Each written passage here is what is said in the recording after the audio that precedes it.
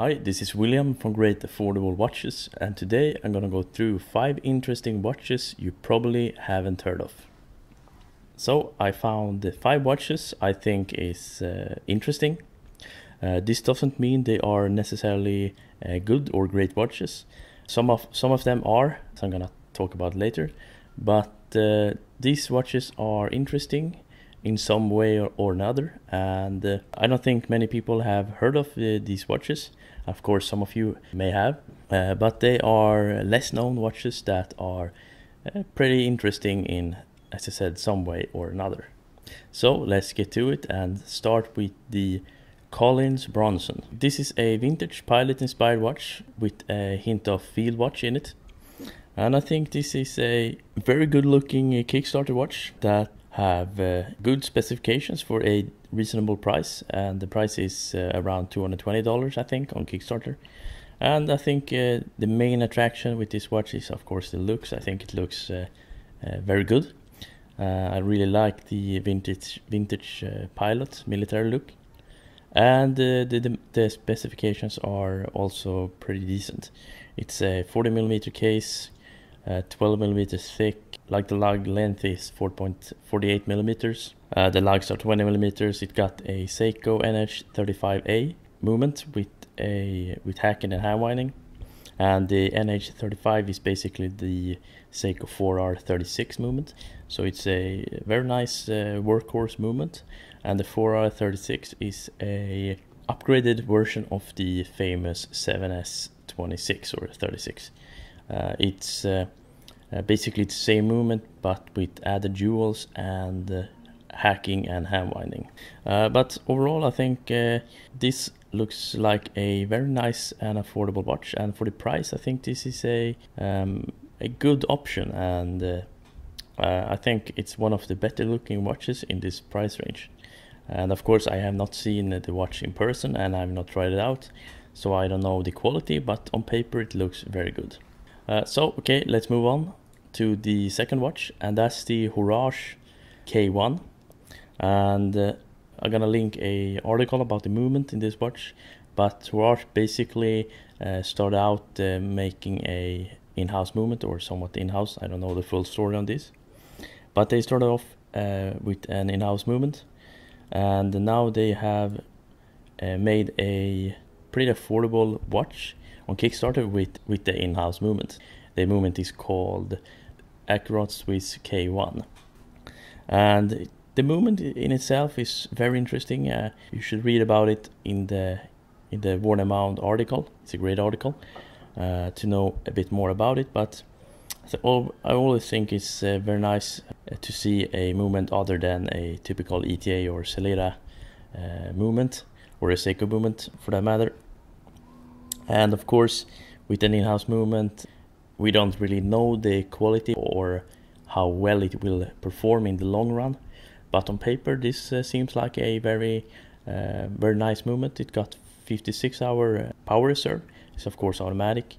It got some very nice decoration. It looks pretty good, pretty interesting. And the watch I think retails for $990. This watch with the movement, and I think the movement is the main point here, and the watch itself, I think the case and all that looks very good. It seems like a nicely finished case in 39 millimeters, 100 meter water resistant, nice size and all that. But I think the dial, or I should say the lack of dial, is a bit off-putting. I don't like the dial at all, or the face of the watch maybe is a better word for it. I think this watch is more of a showcase of the movement than it is a full-blown or full-fledged watch. But nonetheless, this is a very interesting release, and I'm looking forward to seeing more watches from Horage with this movement. And if it turns out it's a great movement, I think it's a very nice addition to the watch movement market. And it's always nice with some competition, as I said in my previous videos. Okay, let's move on to the third watch. This is actually 2 watches in one, and that's the Biatec Corsair and the Biatec Majestic. I just found these watches. I read some forum posts about them, and the The Biatec Corsair is basically a pilot watch in a decent size. It's 40 millimeters. Without the crown, it's 48 millimeters like the lug. The thickness is 12.8, so it's a very nicely sized pilot watch in my opinion. It got a sapphire crystal, seems like a very nicely finished case and all that. And I think the dial is also very clean and very simple, and I think it looks good, and the sub-second looks very nice as well. And I like the off-center or the asymmetric position of the sub-second dial. But the main point of this watch as well is the movement, and it got the Eterna in-house movement. I think it's the Eterna caliber 3901A with a custom rotor, and the rotor is very cool. I think cool is the right word for this rotor. The Eterna, I haven't seen many watches with the Eterna caliber, with the in-house caliber, so I think it's very nice to see a affordable-ish watch with the Eterna caliber. And this version is very nicely decorated, and as I said before, I think it's always very nice with in-house movements. They're not necessarily better as I've talked about before, but I think it's a bit special, and I think it's nice when they are in an affordable watch. And of course, this is not an in-house movement from Biatec, but from Eterna. So I guess in-house is not the right word for this. The movement is very nicely decorated. It got the power reserve of 65 hours, which is great, but pretty standard on most in-house movements these days. I think the price is 1,380 euros for EU customers, and of course you don't have to pay VAT if you're not a EU customer. This is a very nice watch that I haven't heard much about, so I can't really comment on the quality of the watches, but from what I've seen, they are well finished and well made. They are also offering the Biatec Majestic, and I think this is a really good looking watch. I think this is actually one of the better looking watches I've seen in a while in this price range. It retails for about 1,470 euros for EU customers. And this is more of a wristwatch, and I think the black, especially the black dial, is extremely good looking with the very clean and simple dial, and the sub-second dial at on the left side of the dial. This one also got the Eterna caliber 3901, but this version is not decorated or have a custom rotor, so this is basically the standard version of the same movement as on the other watch I just talked about. Still a nice movement, of course not as nicely decorated and all that, but I think the dial makes up for it, and I think the dial looks gorgeous. The case size is reasonable. It's 40 millimeters with a like-to-like distance of 48, so it's a pretty decent sized dress watch for today's standard. I prefer them a bit smaller, but for most people I think 40 millimeters is a good size. It is 12.83 millimeters thick, which is a bit of a downside, but I think for a Eterna in-house caliber, I think it's decent. As most watches with special made or in-house movements, now this is from another manufacturer, not Biatec themselves, but the point still stands. They are a bit thicker, at least in the affordable price range. So watches like Frederic Constant with in-house movement, Tudor, etc., they are a bit thicker, as is this watch. But as I said, I think this one looks very nice, and it even got a solid 14 karat gold coin on the case back, which is I don't know, it's nice I guess.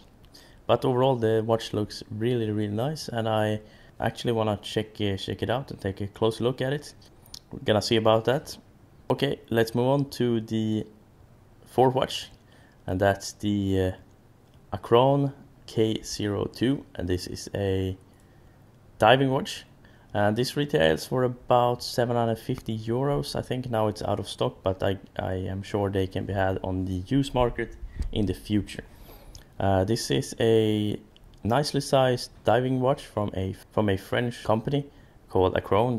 This is the second watch. I don't know that much about the first watch, but the second watch, the Akrone K02, is much more interesting. And it's 41 millimeters, so that's pretty nice for a diving watch. And the light-to-light distance is 47 millimeters. So I think this is a very nicely sized diving watch. It's also made out of titanium. I think it's grade 5 titanium even. And I think the design is very nice, at least on the case. I think the case looks very nicely made and nicely finished, and also nicely proportioned.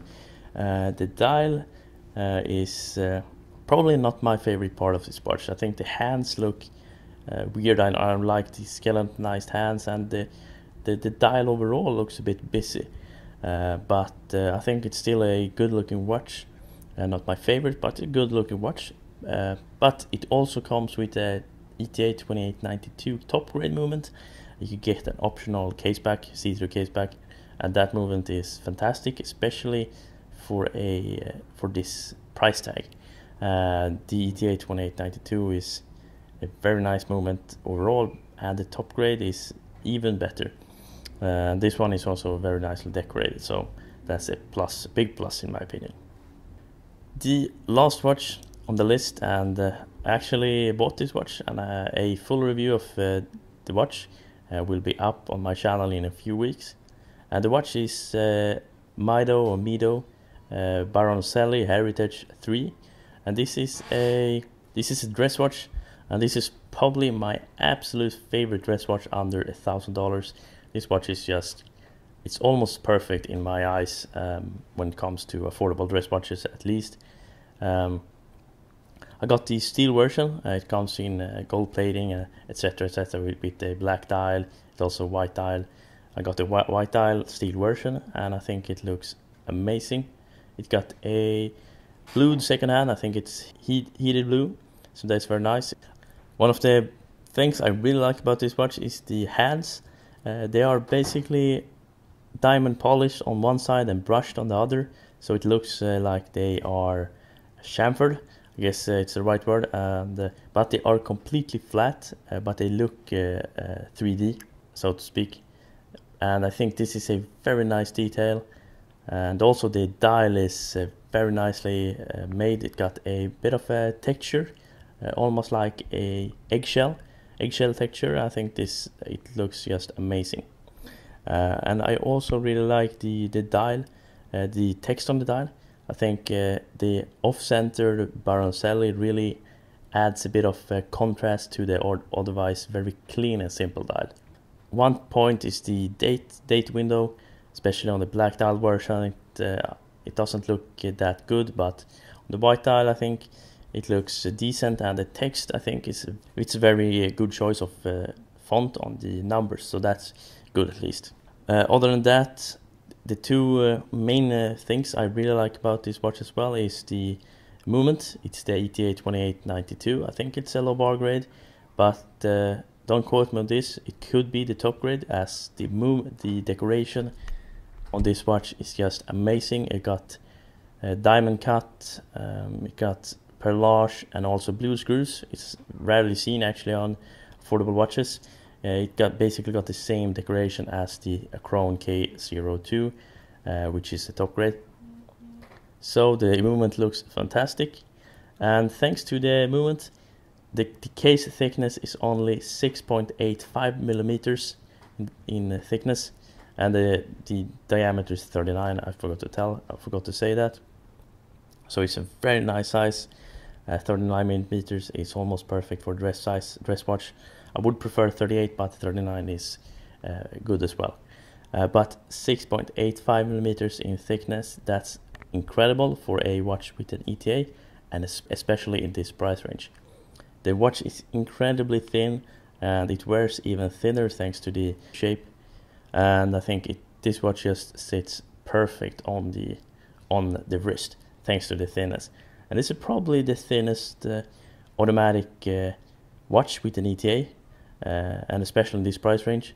So it's incredibly impressive by Mido to pull this off, and I'm actually extremely impressed with this watch overall, and I'm really looking forward to reviewing it, as this is one of my absolute favorite watches right now.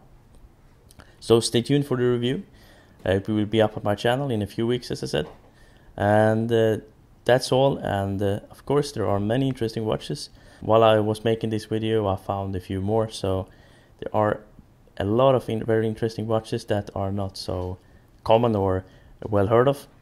So maybe if you guys want, I can do a updated version of this in the future with some new interesting watches that are not heard of. So stay tuned for the upcoming review and some other videos, and I hope you guys liked this video. And if you did, please like and subscribe to my channel, and I'll see you in the next one.